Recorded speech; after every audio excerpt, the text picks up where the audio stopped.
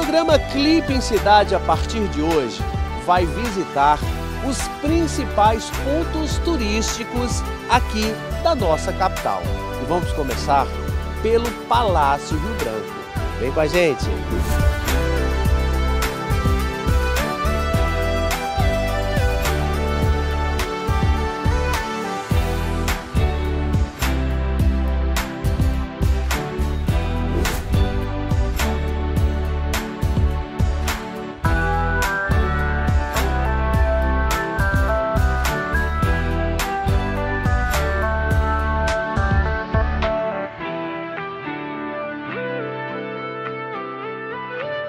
Nós estamos aqui agora já do lado de dentro do palácio. Para você que estava assim com aquela curiosidade, assim como eu, a Vitória, ela vai nos acompanhar aqui dentro. Mas primeiro eu vou deixar ela se apresentar e dizer para a gente qual é a função dela aqui no palácio.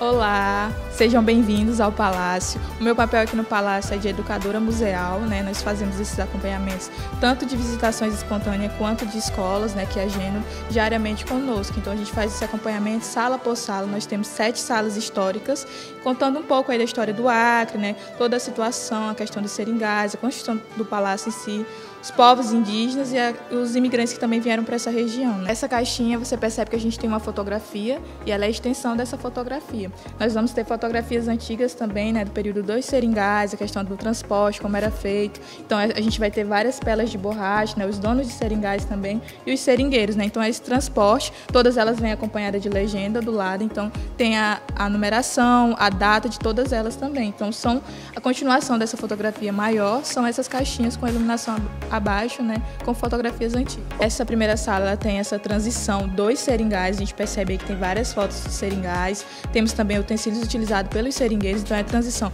dos seringais à construção do palácio, que ocorre a partir de 1929.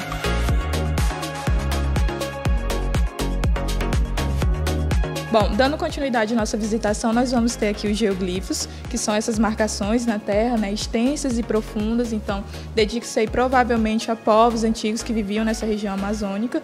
Nós não temos assim uma identidade correta de quem teria feito os geoglifos, quais os povos, quais as finalidades. A gente tem aqui diversas marcações que se estendem em grandes fazendas, mas não temos ao certo quais povos teriam feito. A gente vai ter algumas peças encontradas dentro desses geoglifos, peças em cerâmicas. Acredite-se aí que esses geoglifos tenham surgido desde 3.000 anos antes de Cristo, então são marcações antigas, possivelmente de povos antigos. Essa é a nossa segunda sala histórica, ela vai falar um pouco sobre o período de revitalização que nós passamos, né? Toda a reforma do espaço, a partir de 1999 até 2002 a gente teve esse marco aí de revitalização.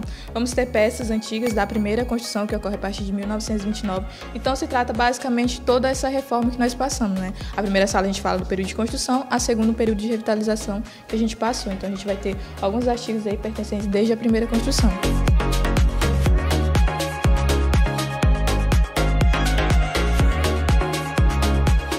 Essa sala é dedicada aos povos indígenas da região do Acre. Esses indígenas viviam aqui, né? São os povos nativos dessa região. Com a chegada dos imigrantes, eles foram perseguidos de certa forma. Temos 16 etnias aqui representadas por fotografias. Temos a 16ª, que são os povos isolados que vivem ainda dessa forma na região do Acre. Então a gente vai ter um pouco do artesanato, né? Da questão das roupas, vestimentos dele, questão dos utensílios de caça, pesca, os cocás também pertencentes a todos eles.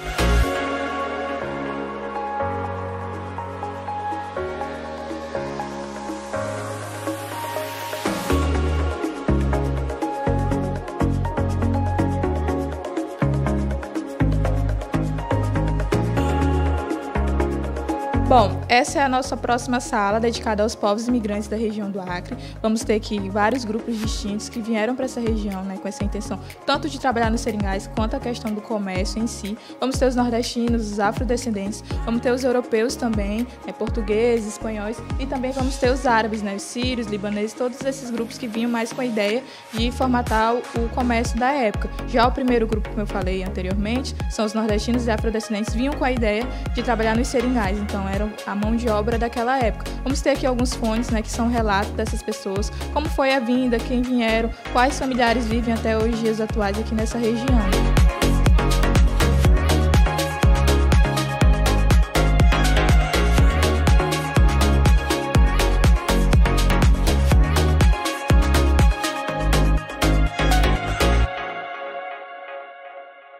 Essa sala vai falar um pouco sobre a defesa da floresta. A gente vai ter grandes nomes aqui como Chico Mendes e também o Wilson Pinheiro, que eram defensores da terra, né, dessas florestas aqui da região do Acre. Vamos ter principalmente o nome do Chico Mendes aí, que ganhou amplitude mundial, né, com a questão da defesa, a preservação da floresta em si, da floresta amazônica e os seringais no Acre. Vamos também ter um movimento chamado Empates, que são movimentos de defesa e resistência que ocorreram também nessa região. Com o avanço da pecuária, né, houve esse juntamento de seringueiros que faziam essa defesa da floresta em si também.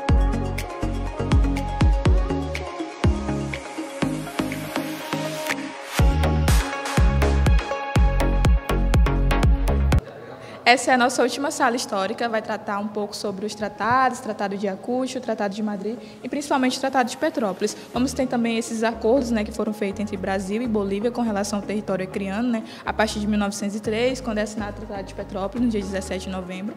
Vamos ter também a nossa primeira bandeira do Acre, essa é a bandeira original, né, toda feita em couro e tecido. A gente percebe que ela é bem antiga, né, então ela tem cerca de 123 anos, é uma bandeira muito antiga. Vamos ter também fuzis, armamentos que foram utilizados durante o período da Revolução Acreana e a espada do Plácido de Castro também. Então a gente vai tratar um pouco, né, tanto do Barão Rio Branco, Plácido de Castro e o Galvez, que são grandes nomes da história do Acre.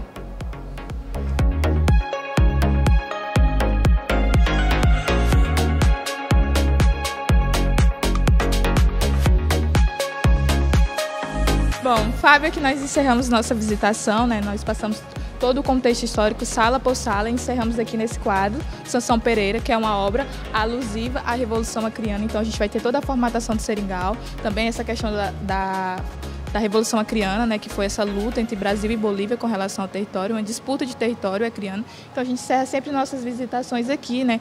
Os visitantes, eles olham, enquadram, refletem essa questão da Revolução e também a própria formatação do seringal, né? Então a gente vai ter tudo isso representado nesse quadro que é de Sansão Pereira. Ele tem 8 metros de altura, 6 de largura, então é um quadro grandioso, né? Então ele mostra essa imponência de revolução em si. Agora eu queria que você falasse para quem está assistindo nosso programa, aquelas pessoas que têm curiosidade de vir aqui também conhecer quais os horários que aqui funcionam, como deve fazer, se é aberto a visitação, como funciona hoje o Palácio Rio Branco para quem quer vir conhecer.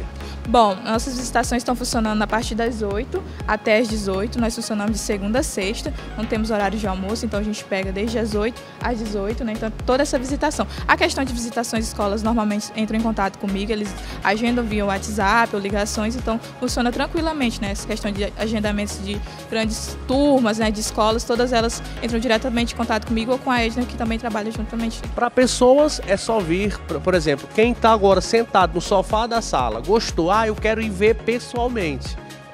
É só vir e vai ter acesso? Sim, todas as visitações são acompanhadas, né? Tem todo esse contexto histórico. Dei aqui uma pincelada para você, mas as visitações duram um pouco mais. Então, todas as dúvidas que você tiver, se estiver fazendo algum tipo de pesquisa, nós estamos aqui para atender diariamente. Bom, pessoal, e por aqui nós encerramos a nossa visitação ao Palácio Rio Branco. Espero que tenha contemplado você que ainda não veio, tenham gostado da nossa matéria do programa de hoje.